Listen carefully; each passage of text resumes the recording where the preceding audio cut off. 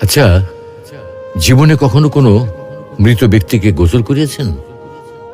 যদি কখনো সুযোগ হয় তাহলে সেই মৃত ব্যক্তিকে গোসল করাবেন।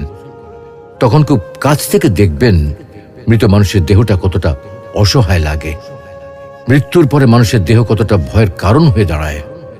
সুযোগ পেলে রাতে লাশটা পাহারা দেবেন, তখন বুঝতে পারবেন প্রিয় মানুষটার লাশ রাতের বেলায় আপনার কাছে কতটা অদ্ভুত লাগে, কতটা ভয়ের কারণ হয়ে ওঠে, কতটা আতঙ্কের কারণ হয়ে যায়। সুযোগ পেলে মৃত ব্যক্তির শরীরে একটু হাত লাগিয়ে কিছুক্ষণ তার স্পর্শ নেবেন। আপনি তখন উপলব্ধির সুযোগ পাবেন এই পৃথিবীতে বিশাল প্রভা প্রতিপত্তি মৃত্যুর পরে কতটা নির্যাতনের রূপ নেয়।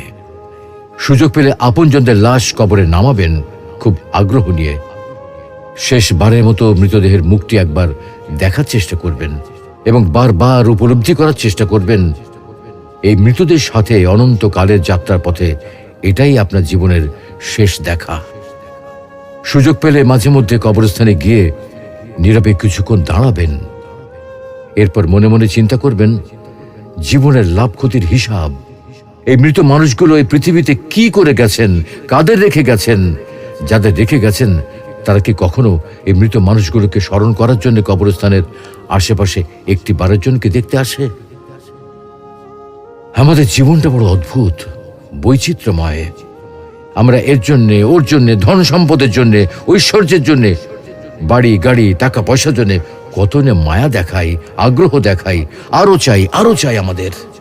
অথচ এই জীবনে আমরা মৃত্যুর কথা না ভেবে, পরকালের জবাবদিহির কথা না ভেবে কিভাবে আরো সম্পদ অর্জন করতে পারি সেই চিন্তায় বিভোর থাকি।